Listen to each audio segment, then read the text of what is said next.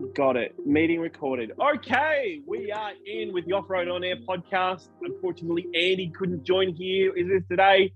Well, we've got Marley and myself. How you doing? I'm Thomas. I'm Marley Grubby. How's you going? Yes, awesome. Yeah. Unfortunately, Andy couldn't make it. He is at the Ultimate 4x4 Challenge over in Broken Hill. We all wish him well. Fingers crossed. Hoping that he gets a pole position there as well too. That would be absolutely incredible for the team.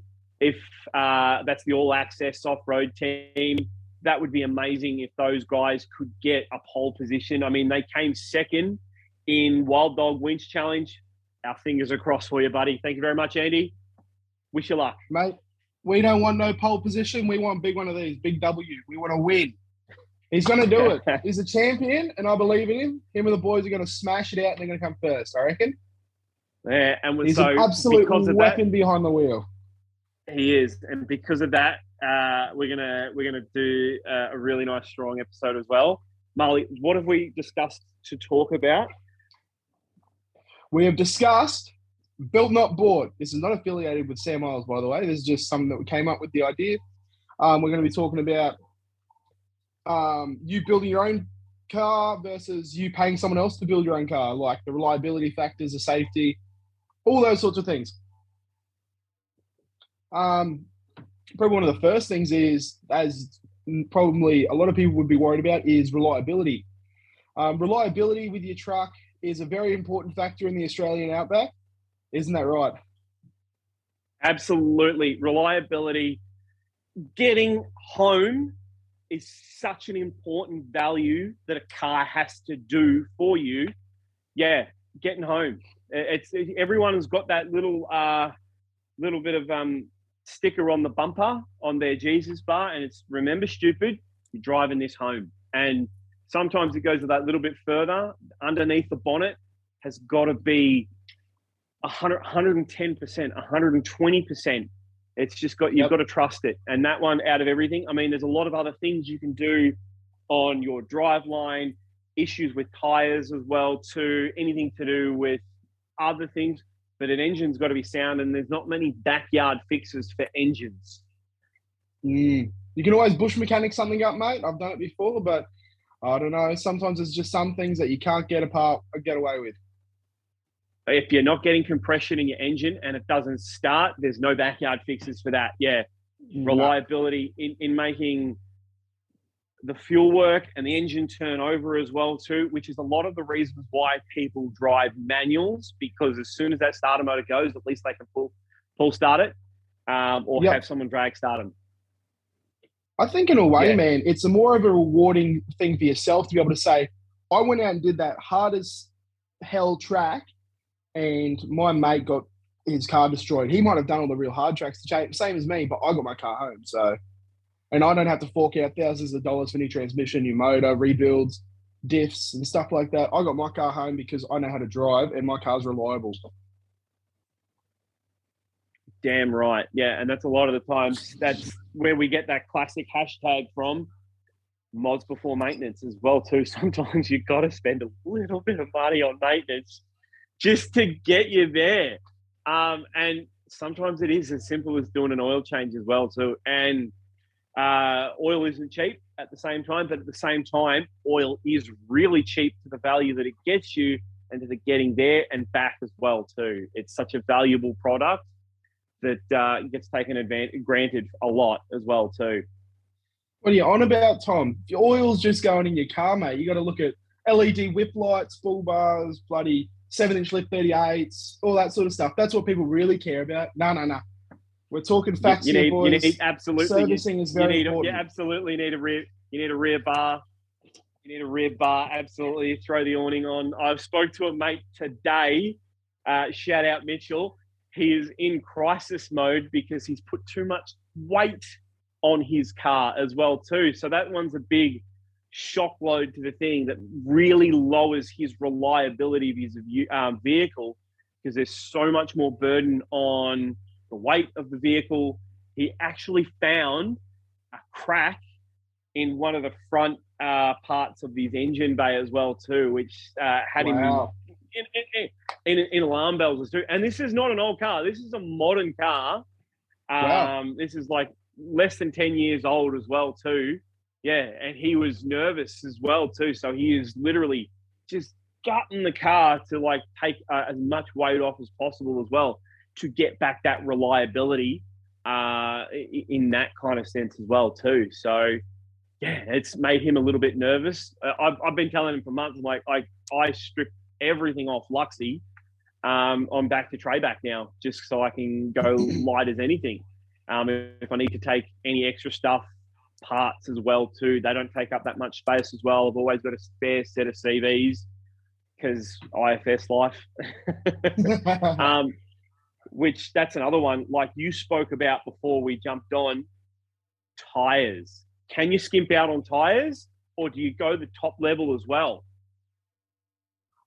In my opinion, man, I've only ever run cheap Chinese tires. Oh, no, that's a lie. The Colorado, I had a set of really good, for me, really good Tyco. I think that's what they're called. Tyco, something like that. And they were a nice set of all-terrains. They were bloody awesome. But the most value for money that I find is those cheap Chinese set of tires, eh? I think they're a $280 tire I've got on the 80 series, $280 compared to your $380, $400 tires. And they go just as good.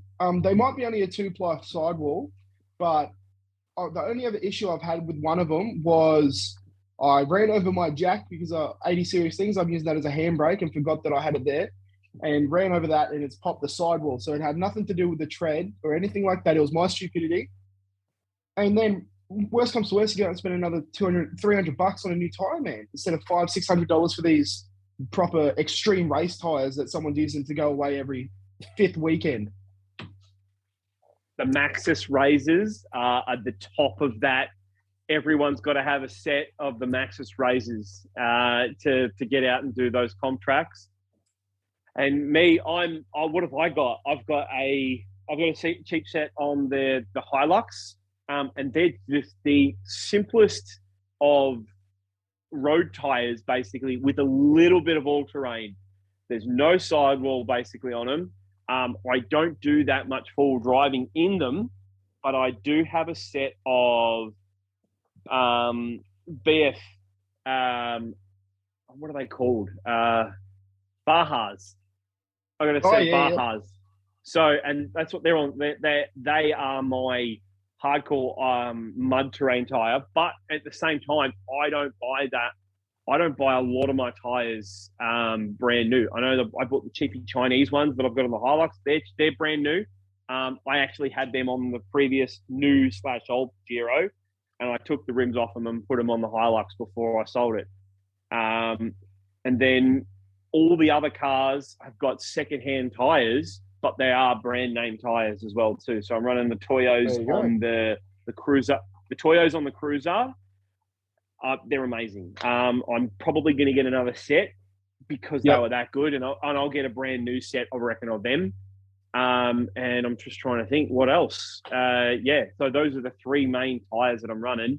I have no idea what I've got on the new pads. I think they're just there they are. Wait, if I go that way, you might be able to see the brand of tire just here. No, on that one. Just a nice set of all-terrain, mate. Yeah, those are unfortunately definitely going. I'll probably be going 33s on the on the new. I'll probably put the new 33s on it. Just probably max it out. It's probably the best way of describing. So that's just going to be a little weekend warrior car. I probably might even put those Bajas on that pad as well too. I mean, they're sitting there doing nothing. So got 5, man. Why not? Yeah, and turn it into an absolute weapon.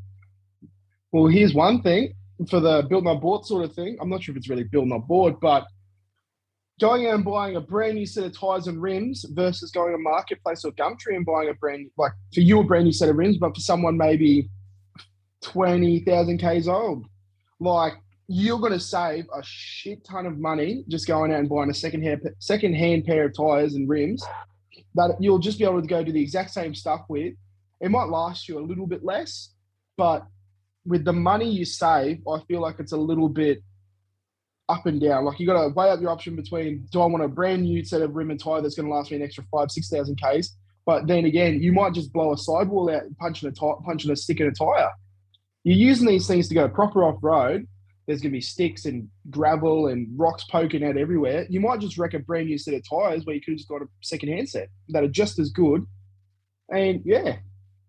And absolutely. And you might not only just wreck the tire, you might wreck the rim as well too. I mean, if it's an alley rim, it's gone. You don't repair or do anything on an alley rim. It's done. Exactly. Once it's cracked, it's over.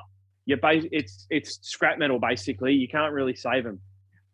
You could got the option of a steel rim, and you can smash that back with a hammer. But at the same time, you're never going to get that back in the perfect groove, and it does take a lot of smashing with a hammer to get it back. I mean, you're going to do a backyard fix, and then you're probably going to absolutely strip the paint off trying to hit it with a sledgy to get it back. 100%. Ruts will set in as well too. You'll never get it back to the way you want. But that's where the marketplace comes in. You are going to be paying easily less than half of what they paid. You're never going to get your money back on rims. If you've got a set of tires on them, you might, if you're going to on-sell them as well too. But there's a lot of people out there that just will refuse to touch. Just simply refuse. It's almost like a mantra for them that they won't have second-hand tires on their car. They'll only buy a brand new set. And as soon as that brand new set gets to 50% or halfway or just a little bit further, they'll sell them on to try and get the money back. And then they'll put a brand new set back on as well too. Like there's a lot of people out there that are just, they'll never change out of that. And props to them as well too. New tires are safer. You've got the ability to brake way quicker. 100%. You don't have to do all the crazy brake. You don't have to do the crazy brake upgrades. You just have to have a decent set of tires that grip on the road when there's that brake force applied sometimes. Yeah.